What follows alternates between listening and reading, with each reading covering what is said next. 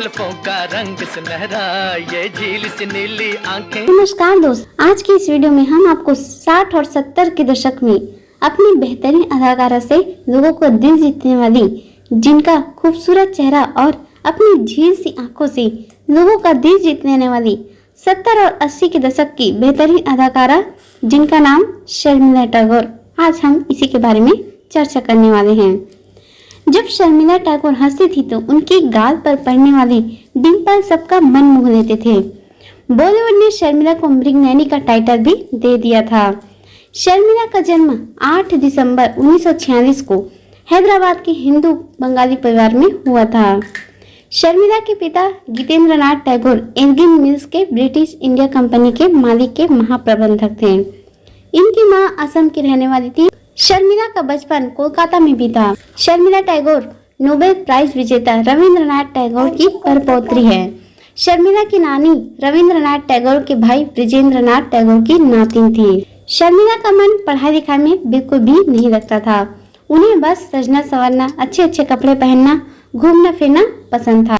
एक बार जब शर्मिला महज 13 साल की थी, तभी अचानक मशहूर फिल्मकार सत्यजीत रे ने शर्मिला को देखा और शर्मिला को बंगाली फिल्म अपूर्व संसार में ब्रेक दिया। लेकिन शर्मिला का फिल्मों में आना इतना आसान नहीं था। जब डायरेक्टर सत्यजीत रे ने शर्मिला की मां से मिले और उन्हें अपनी फिल्म में लेने का ऑफर दिया तो शर्मिला की मां खुशी खुशी तैयार हो गई। लेकिन उनके पिता को शर्मिला का एक्टिंग करना बिल्कुल भी पसंद नहीं था। लेकिन शर्मिला की मां को शर्मिला का फिल्म में करियर बनाना ठीक लगा। शर्मिला की मां ने शर्मिला के पिता को बहुत समझाया। उन्होंने कहा कि शर्मिला पढ़ाई लिखाई में तो अच्छी है ही नहीं, और अगर वह फिल्मों में भी अपना करियर नहीं बनाएगी तो फिर वह क्या करेगी। शादी के बाद वह केवल घर का चूल्हा चौका संभालने तक ही सीमित रह जाएगी। मां के बहुत मनाने के बाद आखिरकार शर्मिला के पिता भी राजी हो गए और शर्मिला को एक्टिंग करने के लिए कह दिया। शर्मिला उस समय केवल 13 साल की थी, लेकिन शर्मिला का अभिनय इतना दमदार था कि सभी डायरेक्टर प्रोड्यूसर अचंभित रह गए। इतनी कम उम्र की बच्ची ने इतना अच्छा अभिनय कैसे कर दिया। किसी को अपनी आंखों में भरोसा नहीं हो रहा था। शर्मिला की पहली लीड रोल में आई फिल्म कश्मीर की कली थी, जिसका निर्देशन शक्ति सामंत ने किया था। इस फिल्म में शर्मिला के हीरो शम्मी कपूर थे। यह फिल्म दर्शकों को खूब पसंद आई थी। शर्मिला के द्वारा निभाया गया रोल भी दर्शक को खूब पसंद आया था। शर्मिला उस दौर की बिंदास अभिनेत्रियों में से जानी जाती है। जब अभिनेत्री साड़ी पहनती थी तब शर्मिला ने पहली बार बिकनी पहनकर सबको चौंका दिया था। शर्मिला से पहले किसी अभिनेत्री ने बिकनी नहीं पहनी थी। फिल्म सावन की घटा में शर्मिला ने बहुत छोटे कपड़े पहने थे। 1966 में फिल्म फेयर मैगजीन के लिए बिकनी में फोटोशूट कराकर शर्मिला ने हंगामा मचा दिया था।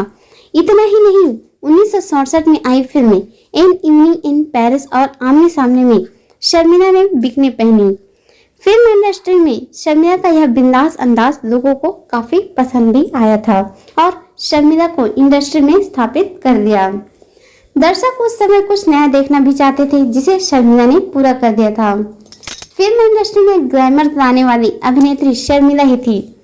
शर्मिला छोटे कपड़े और बिकनी पहनकर सभी को अपना दीवाना बना दिया था, परंतु कुछ लोगों को शर्मिला का यह बिंदास अंदाज बिल्कुल भी पसंद नहीं आया था। उन लोगों का मानना था कि इस तरह के कपड़े पहनने से उनके समाज के लड़के और लड़कियां बिगड़ रहे हैं।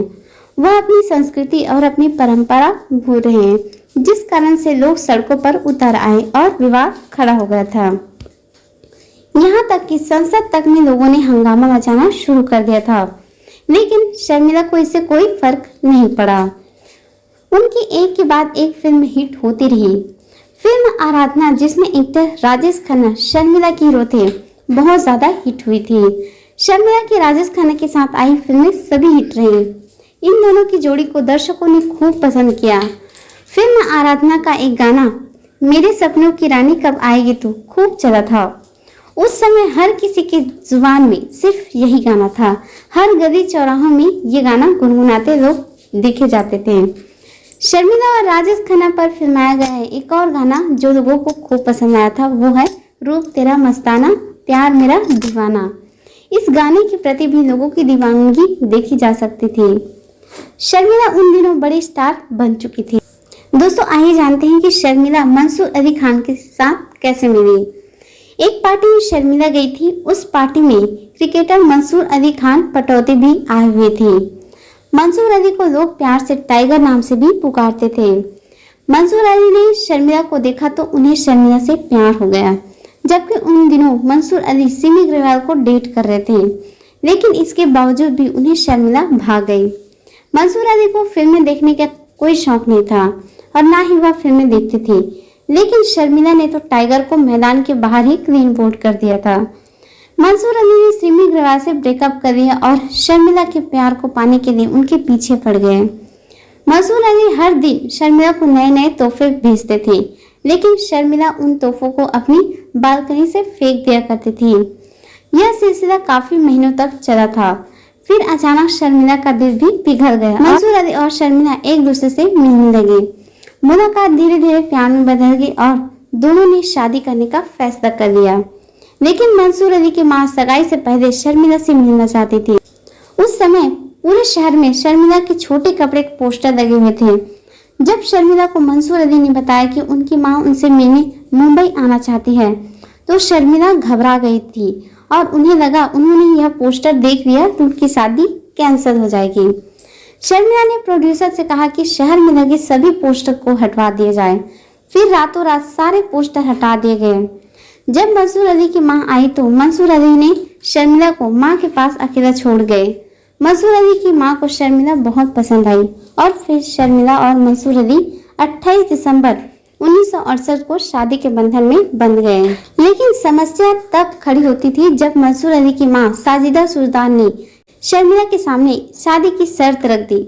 उनका कहना था कि शर्मिला को शादी के बाद धर्म बदलना पड़ेगा। अगर शर्मिला ऐसा नहीं करती तो शादी नहीं होगी। लेकिन शर्मिला मंसूर अली को बहुत चाहती थी।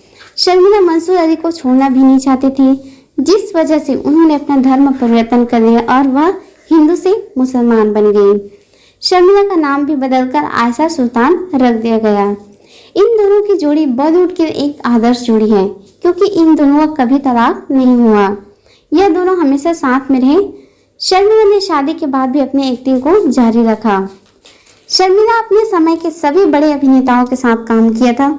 शर्मिला टैगोर के 3 बच्चे हैं, सैफ अली खान, सबा अली खान और सोहा अली खान। शर्मिला के जीवन में सब कुछ ठीक चल रहा था, तभी मंसूर अली खान पटौदी की लंबी बीमारी के कारण निधन हो गया और शर्मिला अकेली पड़ गई। आज शर्मिला अपने बच्चों के साथ अपनी खुशहाल जिंदगी जी रही है। बस कमी है तो मंसूर अली की। शर्मिला एक बड़ी स्टार थी। ऐसा कोई नहीं होगा जो शर्मिला को न जानता हो और उनकी फिल्में न देखी हों। तो दोस्तों हमने आपको शर्मिला टैगोर के बारे में बताया। आपको यह वीडियो कैसी लगी कमेंट कर जरूर बताइए। मिलेंगे नेक्स्ट वीडियो में, तब तक के लिए जय हिंद।